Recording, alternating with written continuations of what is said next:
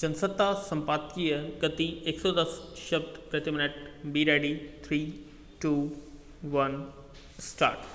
प्रधानमंत्री नरेंद्र मोदी की इस बार की अमेरिका यात्रा कूटनीतिक दृष्टि से अधिक महत्वपूर्ण कही जा सकती है।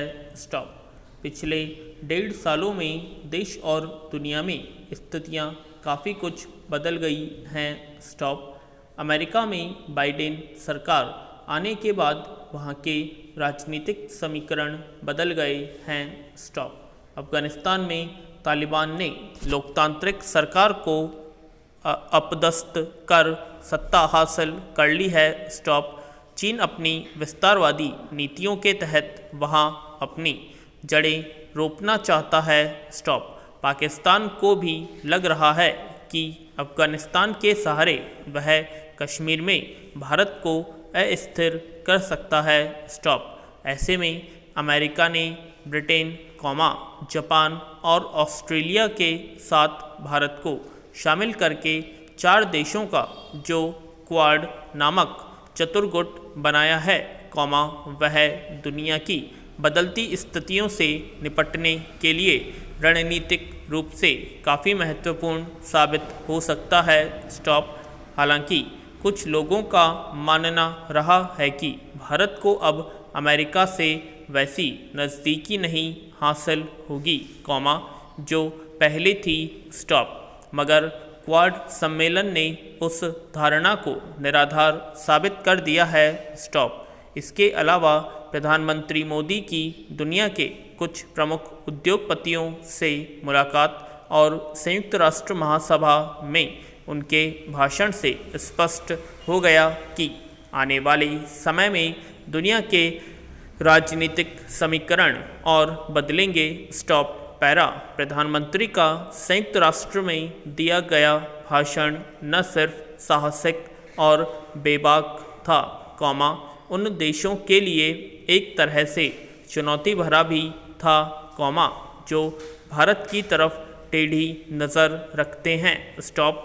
माना जा रहा है कि क्वाड का गठन चीन को चुनौती देने के मकसद से किया गया है, पर किसी भी सदस्य देश ने अभी तक उसका नाम नहीं लिया है। स्टॉप। इस बैठक को अफगानिस्तान में हुए सत्ता परिवर्तन के मद्देनज़र अधिक महत्वपूर्ण माना जा रहा था और सारी दुनिया की नज़रें लगी थी कि इसके सदस्य देश इस मुद्दे पर क्या रुख अख्तियार करते हैं। स्टॉप। अमेरिकी राष्ट्रपति और उपराष्ट्रपति ने दुनिया में लोकतंत्र की अहमियत बताते हुए रेखांकित किया कि किसी भी रूप में इसका गला घोटा जाना बर्दाश्त नहीं किया जाना चाहिए। स्टॉप।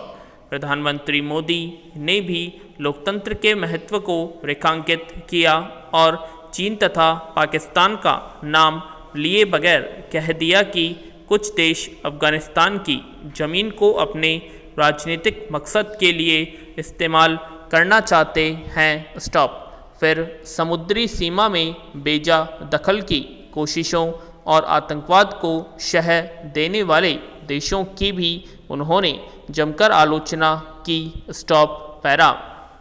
चीन अपनी विस्तारवादी नीतियों के तहत भारत की सीमाओं पर चुनौतियां पेश करता रहा है। स्टॉप। पाकिस्तान में पल रहे आतंकवाद के प्रति उसका नरम रुख और संयुक्त राष्ट्र में उसके खिलाफ लाए गए प्रस्तावों पर विरोध में चीन का खड़ा होना भी जग जाहिर है। स्टॉप। इसलिए अफगानिस्तान में आतंक के बल पर बनी सरकार के साथ उसका खड़ा होना दुनिया के तमाम देशों के लिए चिंता का विषय बन गया है।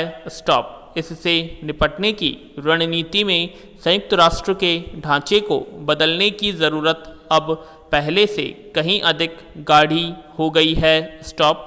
इसलिए प्रधानमंत्री मोदी ने एक बार फिर दोहराया कि संयुक्त राष्ट्र में बदलाव किया जाना चाहिए। स्टॉप। अमेरिकी राष्ट्रपति ने न सिर्फ इसका समर्थन किया, बल्कि संयुक्त राष्ट्र और परमाणु आपूर्तिकर्ता समूह में भारत की सदस्यता की हिमायत भी की। स्टॉप। अमेरिका अगर इसे लेकर गंभीरता दिखाता है, कॉमा, तो यह निस्संदेह चीन के लिए बड़ी चुनौती साबित हो सकता है। स्टॉप। इस तरह इस बार की प्रधानमंत्री की अमेरिका यात्रा न सिर्फ व्यापारिक और वाणिज्यिक, कॉमा, बल्कि कूटनीतिक, सामरिक, रणनीतिक दृष्टि से भी दूरगामी नतीजे लाने वाली साबित हो सकती है। स्टॉप। पैरा। बम्बई शेयर बाजार सूचकांक अब 60,000 के पार निकल गया। स्टॉप। आमतौर पर इसका विश्लेषण करते हुए दो बातें जोर शोर से कही जा सकती हैं। स्टॉप। पहली यह कि भारतीय अर्थव्यवस्था अब पटरी पर आने लगी है। स्टॉप। और दूसरी की अर्थव्यवस्था में लोगों का भरोसा लौट रहा है। स्टॉप। लोग बाजार में निवेश करने के लिए आने लगे हैं। स्टॉप। देखा यह भी जा सकता है कि पिछले 8-9 महीनों के दौरान बाजार को संभाल रखने में बड़ी भूमिका छोटे निवेशकों की रही। स्टॉप। और इसका एक कारण यह माना जाता रहा है कि पिछली करीब 4 छमाहियों में निवेश के दूसरे विकल्प भी सीमित होते चले जा रहे हैं। स्टॉप। इसलिए छोटे निवेशकों के पास तात्कालिक तौर पर शेयर बाजार ही बचा था। स्टॉप।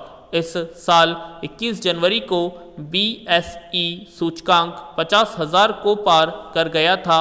स्टॉप।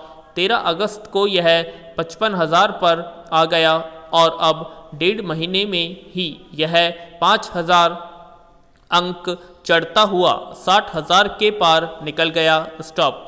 सूचकांक का चढ़ता ग्राफ इस बात का भी संकेत है कि अभी रुख तो तेजी का ही रहने वाला है। स्टॉप। कहाँ तो यहाँ तक जा रहा है कि साल के अंत तक यह 70,000 के पार भी चला जाए तो हैरानी नहीं। स्टॉप। हालांकि यह शेयर बाजार है और इसमें जिस तेजी से बाजार चढ़ता है, कॉमा, उसके नीचे आने में भी देर नहीं लगती। स्टॉप। पैरा। गौरतलब है कि पिछले साल मार्च के बाद बाजार में 2 गुने से भी ज़्यादा का उछाल आ चुका है। स्टॉप। इस साल अगस्त से अब तक 15% की वृद्धि दर्ज हुई। स्टॉप। यह ऐसे वक्त में हुआ जब महामारी कहर बनकर बरपी। स्टॉप। हालांकि दुनिया के दूसरे देशों में शेयर बाजार अभी भी वृद्धि के संकेतकों से दूर है। स्टॉप। इसलिए भी विदेशी निवेशकों ने भारत के बाजार में भारी निवेश किया है। स्टॉप। अनुमान है कि पिछले 1.5 साल में विदेशी निवेशकों ने 65,000 करोड़ रुपए भारतीय बाजार में लगाए। स्टॉप। इससे छोटे निवेशकों में तात्कालिक भरोसा पैदा हुआ और इसलिए पिछले कुछ महीनों में कई नई कंपनियां भी बाजार में उतरी। पैरा। खुदरा निवेशकों से जुड़े आंकड़े भी बता रहे हैं कि शेयरों और म्यूचुअल फंडों के जरिए कमाई करने को लेकर छोटे निवेशक किस तरह से आगे आ रहे हैं। स्टॉप। भारतीय प्रतिभूति विनिमय बोर्ड सेबी की माने तो हर महीने करीब 12 लाख लोग डीमैट खाता खुलवा रहे हैं। स्टॉप। जबकि 2019-20 में यह आंकड़ा 4 लाख का ही था। स्टॉप। जाहिर है, कॉमा, शेयर बाजार में छोटे निवेशकों की भागीदारी अचानक बढ़ गई है। स्टॉप। पैरा। गौर किया जाना चाहिए कि भारतीय अर्थव्यवस्था में गिरावट का एकमात्र कारण महामारी ही नहीं रही। स्टॉप। पहले की कई तिमाहियों से ही अर्थव्यवस्था में सुस्ती चली आ रही थी। स्टॉप। ऐसे में शेयर बाजार में कुछ महीनों से लगातार तेजी का रुख उम्मीदें बांधता है। स्टॉप। हालांकि शेयर बाजार को नियंत्रित करने वाले अनेक कारक होते हैं, कॉमा, ऐसे में जोखिम भी कम नहीं है। स्टॉप। कई विशेषज्ञ और बाजार विश्लेषक इस खतरे को भांप भी रहे हैं। स्टॉप। छोटे निवेशकों के लिए जोखिम का पक्ष इसलिए भी महत्वपूर्ण होता है क्योंकि वे अच्छे रिटर्न की उम्मीद में अपनी गाढ़ी कमाई का पैसा बाजार में लगाते रहते हैं। स्टॉप।